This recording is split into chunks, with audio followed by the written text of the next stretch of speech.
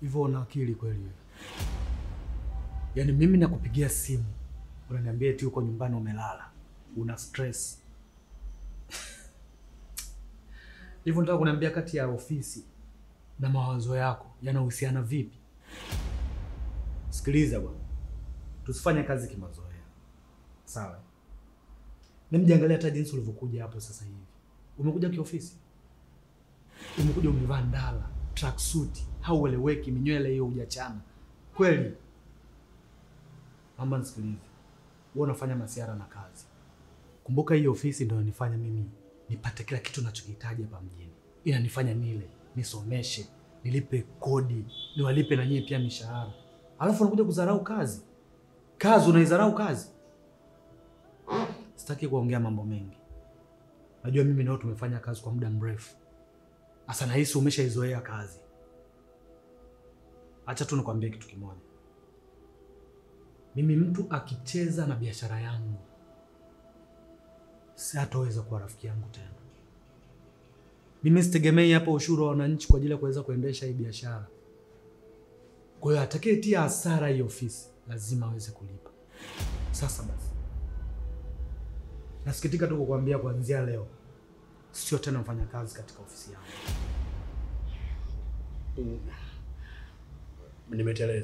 Nimeteleza bosi wangu, mimi naomba kwanza uniwie radhi. Kwa sababu matatizo ambayo nilikuwa nayo yananiathiri kisaikolojia kwa kweli.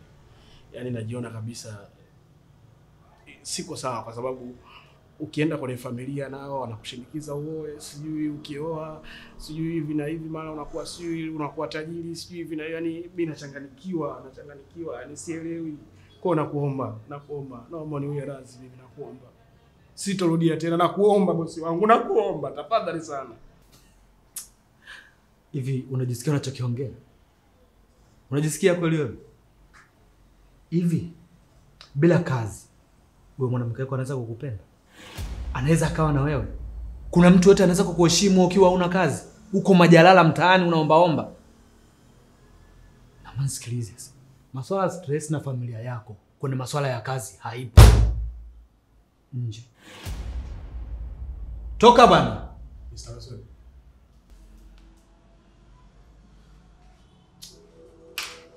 Sasa kana zitafuta kazi alafu unazichezea.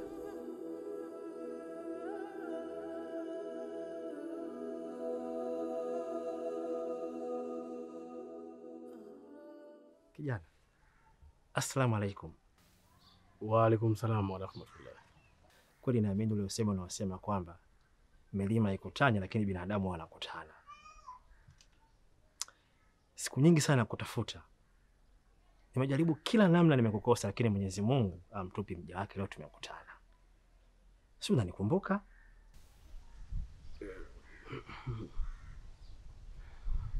Hapana. Hata kidogo. Kweli yapaswa usinikumbuke. Mimi ni yule mzee ambaye lazima leo ichakazwe. Wewe unaongea kawaida. Vijana. Assalamu alaikum. Wa alaikum salaam wa rahmatullah. Habari zenu? Salama kabisa. Samanini. Inawezekana msinielewe, lakini unajua siku zote mtu akipatwa na shida basi anaweza kufanya chochote kile. Nisizunguke sana, inaweza kaja ule usemi wa muomba jamvi.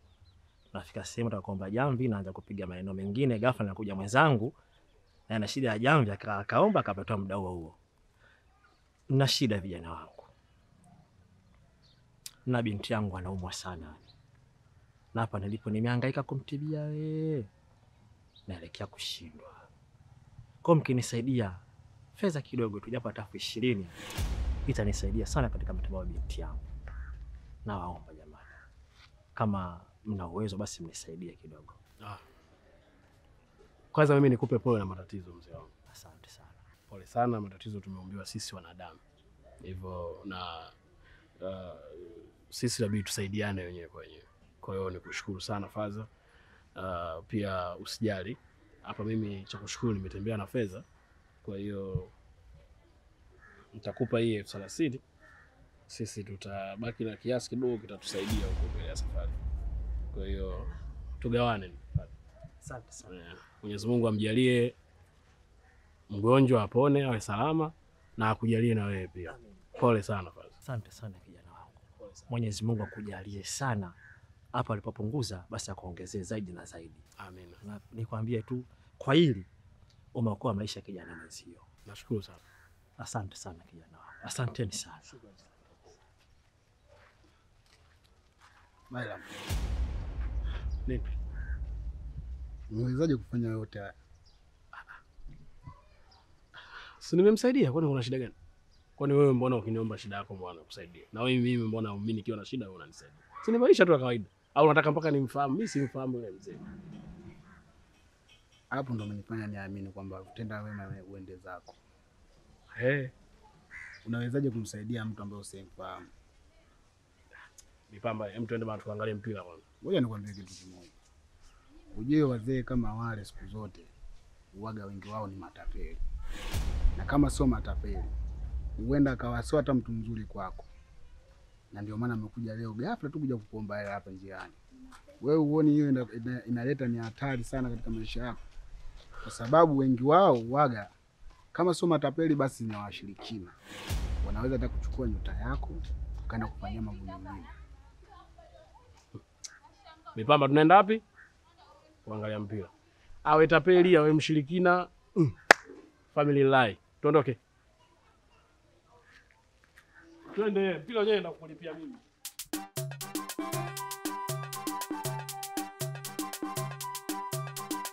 Bila shaka ushanielewa vizuri sana. Anaendeleaje binti yako? Anaendelea vizuri kwa kweli. Ila amini useme na usema siku zote kwamba uwema ni akiba. Najua na matatizo mengi sana. Najua nini kinakusibu. Hapo ulipo umechanganyikiwa sana kwa sababu umefukuzwa kazi.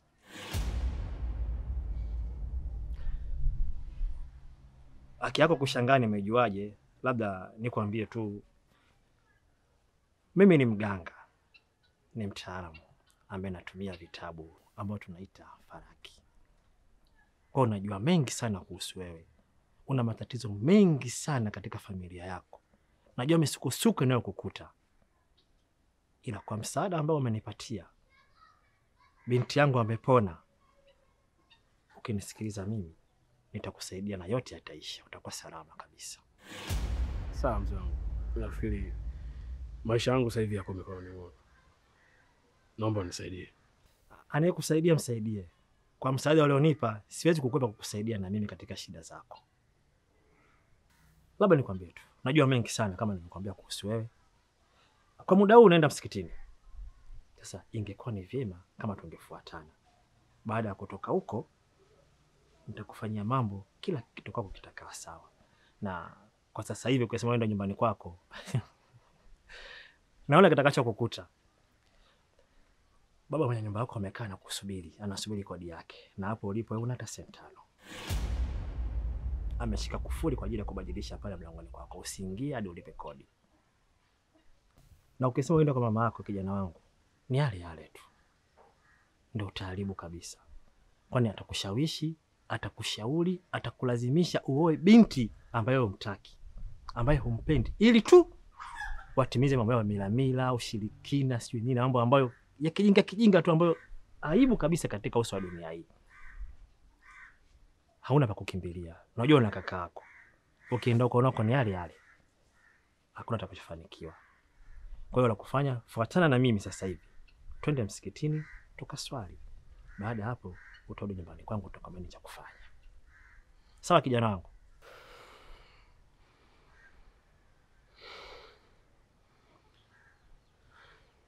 Sawa mzee. Utafanya vizuri sana. Kwani kila kitu kitakaa sawa na utafanikiwa.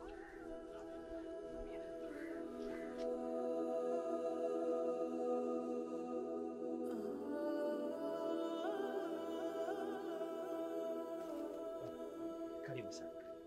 Hapa ndo nyumbani. Sofia. Sofia. Abe baba. Njoo mara moja binti yangu.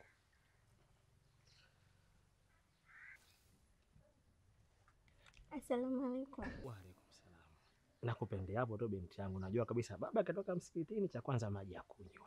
Asante sana. Shehe, vipi maji? Sawa tu.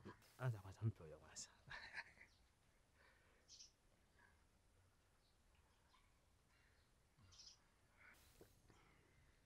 Asante. Umekutosha? Basi. Nitakunywa usijali. Kwanza samahani Shehe, unajua tumekutana ndio tumekumbukana, lakini jina lako silifahamu juu. Mimi naitwa Bwana Bailam Hamisi Mitumba Mikokoteni. Bailam. Vizuri sana. Mimi naitwa Mzee Simba. Wewe unamwona ni binti yangu anaitwa Sofia. Ule msaada wako wa shule ambao ulinisaidia kwa moyo wako mmoja, basi ndio umekuja kumtibia huyo bibi. Kama unavyomwona hapo, ana afya njema. Basi wewe, japo Mwenyezi Mungu ndo anasimama katika afya yake, lakini wewe nao umechangia kuokoa maisha yake. Jambo la kushukuru.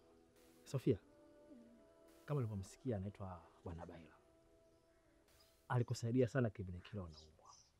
Yaani inabidi umshukuru yeye, umshukuru na Mwenyezi Mungu ambaye amekuponyesha wewe. Naamini msaada wake umekufanya leo uendelee kupumua na kusimama ukiwa na afya njema kama hivi. Karibu sana nyumbani. Kwa hiyo mimi nikwambie tu, utakaa hapa hadi matatizo yako atakapoisha, basi utaendelea na shughuli zako nyingine. Kuwa na amani, usiwe na wasiwasi. Mzee wangu, mimi kwanza nikushukuru sana. Nikushukuru kwa yote na wema wako ambao umenitendea.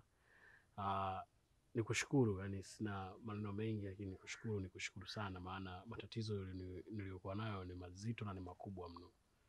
Kwa hiyo mimi nikushukuru kwa kunipa hifadhi kwa siku 2-3 mpaka pale nitapokaa sawa. Mimi nikushukuru sana mzee wangu.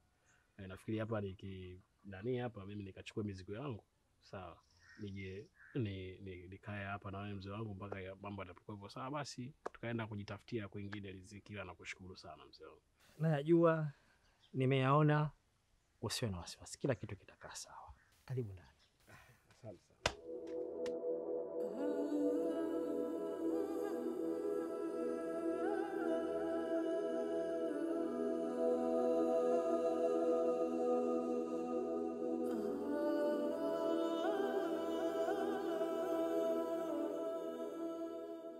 Ashukuriwe Mungu, jambo limekuwa ni jema sana. Niseme una Mungu sana, kwa sababu unajua toka muondoka hapa kazini nimejaribu kufanya kazi na wafanyakazi wengine wote, lakini mambo hayaendi kama jinsi ambavyo ulivyokuwepo wewe. Imenishangaza sana, uadilifu wako umekuwa mkubwa sana na ni mzuri sana. Tumshukuru Mungu, yameisha na karibu tena kazini, lakini nina ofa nataka nikupe kama utojali.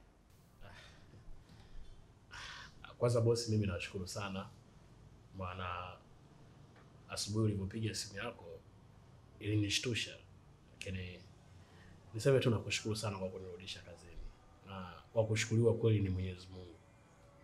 Hakika Mwenyezi Mungu ni wa kushukuriwa. Kwa hiyo mimi nakushukuru sana bosi wangu. Asante sana. Yeah. Sasa utafanya kazi hapa kwa muda, lakini nina plani wiki 2 au wiki kadhaa mbele nitafungua ofisi nyingine pale Posta. Na hiyo ofisi wewe ndio utakayeenda kusimama kama mkurugenzi.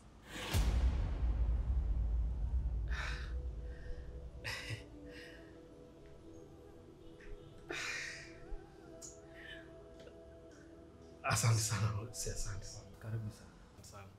Nakushukuru sana, nakushukuru mno. Shukuru mno. Na pia lingine, usijali kuhusiana na mshahara. Tunajua hapa tulikuwa tunakupa discount ndogo sana, ila kule discount itakuwa kubwa. Utakuwa mtu mkubwa sana. Kwa hiyo naomba uendelee kufanya kazi kwa uadilifu kama ulivyokuwa ukifanya hapa. Sasa unakwenda kuwa mkurugenzi, sio tena kufanya kazi. Welcome back. Mashallah, mashallah. Asante sana.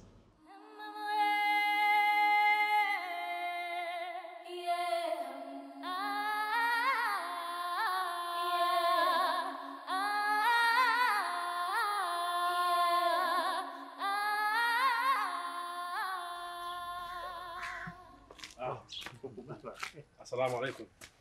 Wa alaikum salaam. Karibu nyumbani. Asante sana mzee wangu, asante sana. Mzee wangu, Naam. usione uso wangu una bashasha na tabasamu zito. Unakumbuka jana kipindi tunakula nilipigiwa simu na aliyekuwa bosi wangu.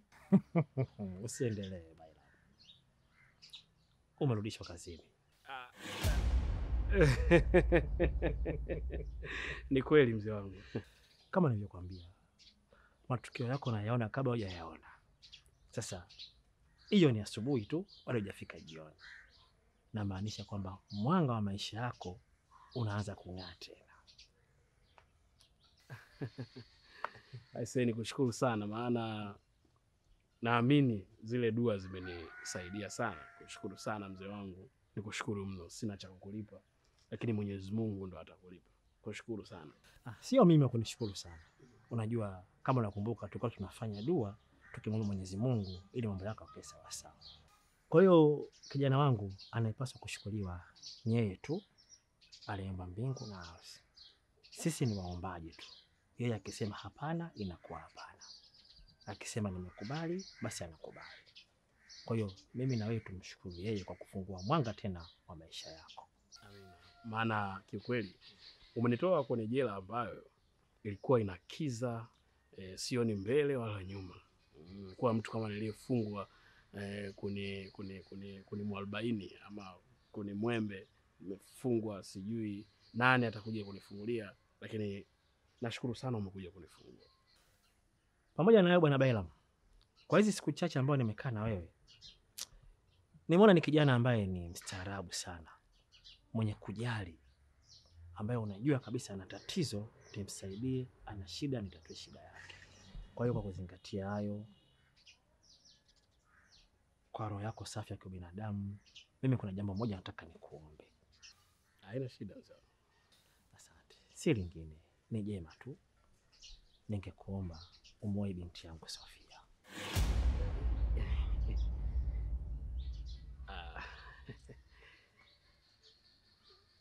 Sikulazimishi lakini. Amna mzee wangu. Mimi ni nani nikatae mzee wangu kupata baraka zako, kupata neema yako kutoka kwako. Ni jambo tu la kushukuru na nimelizia mzee wangu. Basi na mimi nafurahi sana kusikia kauli yako hiyo. Na kitu muhimu kwa sasa hivi, sikuzuii kwenda kwa mama yako na kaka yako, ila tu ningekushauri kitu kimoja. Hadi utakapomwoa Sofia, ndio ingekuwa vizuri zaidi kama ungeenda huko na ukawaambie wewe sasa hivi ni mume wa mtu, una mke wako, na umefanikiwa bila mambo ya kishiriki ya uchawi, maisha yako yanang'aa tena. Hayo mambo waachane nayo. Hayo mambo ni ya kizamani kabisa, hayana faida yoyote katika uso wa dunia. Ni mambo ya kurudishana nyuma tu katika maisha. Si kupelekana mbele, si kutekana mafanikio. Ni uchawi tu ambao haufai. Kwa hiyo asante sana kwa kubali kumwoa binti yangu. Sofia! Sofia! Njoo binti yangu.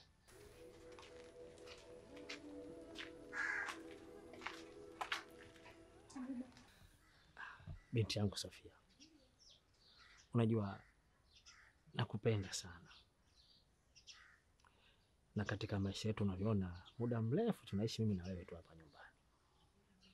Hivyo jambo jema tu, nadhani na wewe utalifurahia kwamba sasa hivi tunakoelekea familia yetu inaenda kuongezeka. Nimeongea na bwana Bailam, amekubali. Hivyo naomba na wewe kwa kuulizia mwenyewe ukubali. Sikulazimishi, lakini na lenyewe sio hili. Ningekuomba tu ukubali kufunga ndoa na bwana Bailam.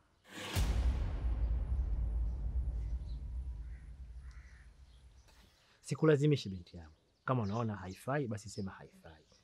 Na kama unaona yafaa, basi sema yafaa. Kutoka nafsini mwako kabisa. Ndio baba, nimekubali.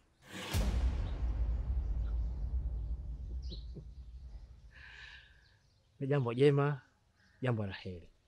Basi muda ukifika, ninyi mtakuwa mke na mume. Na naamini Mwenyezi Mungu inshallah atawapa mafanikio mema katika maisha yenu atawajalia watoto wenye kumjua na kumcha yeye Mwenyezi Mungu aliomba mbingu na dunia. Kwa hiyo japo haijafungwa, lakini nitanguliza kusema nawatakia maisha mema katika ndoa yenu, itakuja kufungwa hapo baadaye. Amina inshallah. Amina inshallah. Mimi nikushukuru sana mzee wangu. Nikushukuru sana.